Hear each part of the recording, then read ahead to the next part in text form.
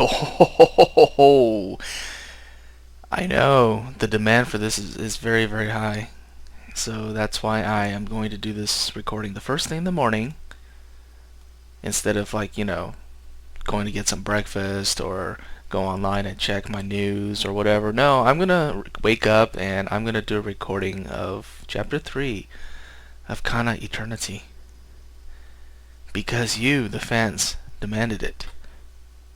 Yeah, just keep that in mind, motherfuckers. You faggots wanted this. Not me, but you.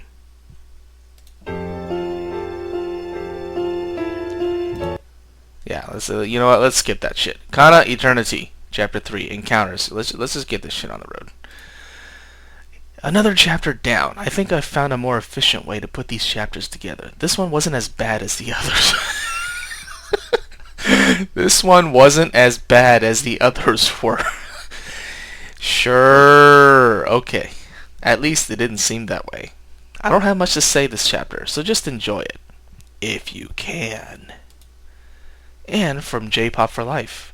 This chapter was a fun one to write. While my story will always have some seriousness to it, this has a more relaxing feeling overall. Well, relaxing feel, whatever. I'm pretty sure you guys can guess early on what this chapter is for. I have to say, it's pretty typical of a Bishoujo game, and I've been commented on many times in my writing for my use of randomness. With that, I hope you guys enjoy this chapter. Encounters. Damn it! I open my eyes and blink a couple of times. I'm lying in bed, breathing heavily, and my shirt is soaked with sweat. I sit up, bring my hand to my forehead, then swipe it through my hair. Beep! It takes me a moment to realize what just happened. Again, I say to myself. Why? I look over at the clock on my desk. 4:35 a.m. I sigh. It's still too early to get up. Instead, I get down, okay. Instead, I lie down again and try to get back to sleep. 6 times, I think. 6 times already. But this time, I forgot the tissue. 6 times, but this time, you were there. Nice. I don't even know what that was supposed to mean. 6 times what? Whatever. It's a bright and beautiful Sunday morning. I've got the day off from school, so I decide to take a walk downtown to get away from the house. If I stay in the house any longer, I'll go nuts, I freely say to no one in particular. Good job. Now you're just even more of a basket case. You're talking to yourself. By the miracle of Kami-sama, which is God, both Oto-san and Oka-san were home yesterday, and they were planning on being home today as well. I thought it would be nice to see them for a change, since they're usually both so busy with work. You fucking weeaboo faggot. As it turned out, I actually became rather annoyed with both of them. Well, now you know how I feel. Oka-san kept telling me to study hard and make sure that I eat properly. On top of that, she also felt that she had to keep reminding me of all the chores that need to be done around the house. I already know about those. She's just never home to see me doing them. Bull. Oto-san didn't help either. He told me at least twice that he wants me to get a good job after college, and he kept asking me if there was any hope of him being an OG's. No! No, fuck you! It doesn't work! Ah!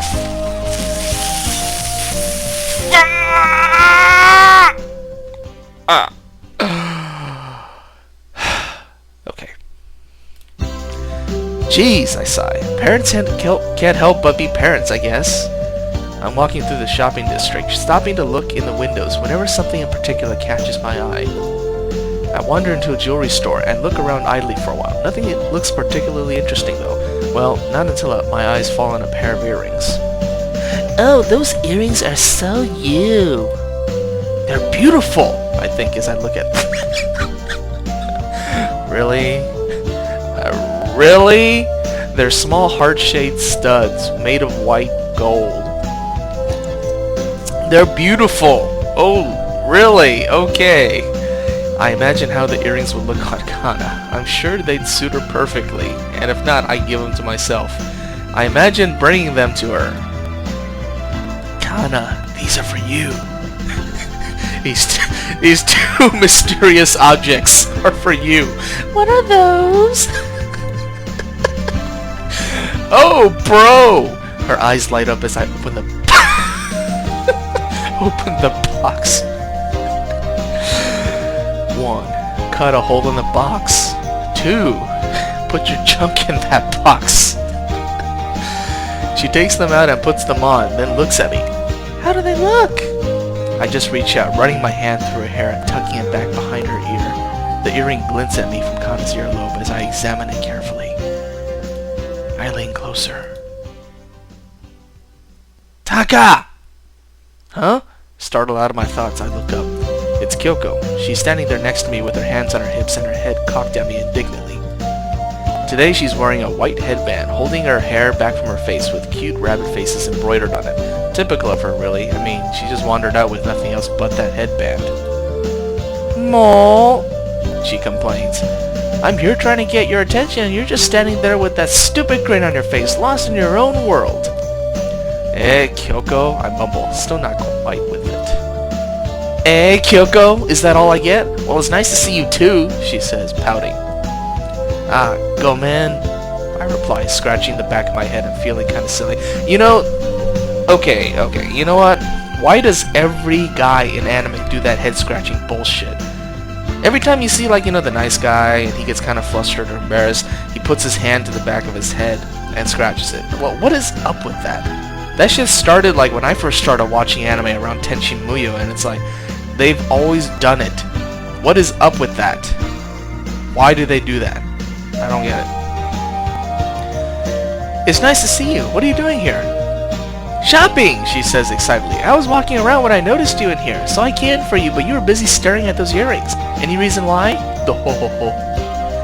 She puts a finger on her cheek, trying to figure it out. I guess that was supposed to be a cute gesture, and, you know, if it was any other normal hentai game, there would just be a little bit of art, like, you know, profile art where she's got the finger on her cheek, but because we're playing a poverty fanfiction game, no. All you get are the backgrounds. They're not for some other girl, are they? Not exactly. No, she's just not another girl, she's my sister. I laugh, finding it amusing that Kyoko's getting so jealous over something like this.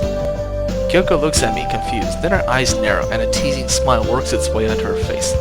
If they're not for a girl, she says lightly, maybe they're for a bitch. Oi, oi! That means hey, hey. Don't go getting any crazy ideas, I blurt. I'm absolutely 100% straight. Well, I guess you're straight, but you're kind of doing it wrong anyways. I take a deep breath before continuing. I was thinking of getting these for my Imoto-chan. Kyoko is chuckling under her breath, but stops when I finish speaking. Ah, your Imoto. Kana, right? So desu, I nod. Why do you do that? It's... Even they know it's not necessary. Why do you... Ugh. Fist of death. Ugh. Yokata! What relief! She sounds relieved. I was a little worried that you might have been, well, different. Like, you know, gay.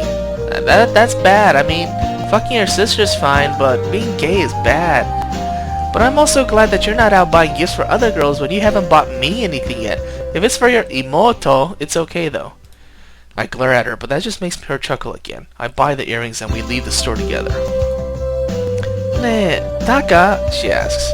What? I ask, putting the earrings in my pocket. Let's go get some ice cream, she says. We've never hung out together in town before, and we should go do something since we ran into each other. Come on, it'll be fun. Before I have a chance to say anything, Kyoko grabs my hand and leads me towards an ice cream parlor. It's not that I mind hanging out with Kyoko. It's just, you know, I'd rather be fantasizing about my sister. I actually don't have anything better to do. But why is it that I get dragged around by every girl who wants to hang out with me? That's what I'm wondering myself, you spineless sister fucker.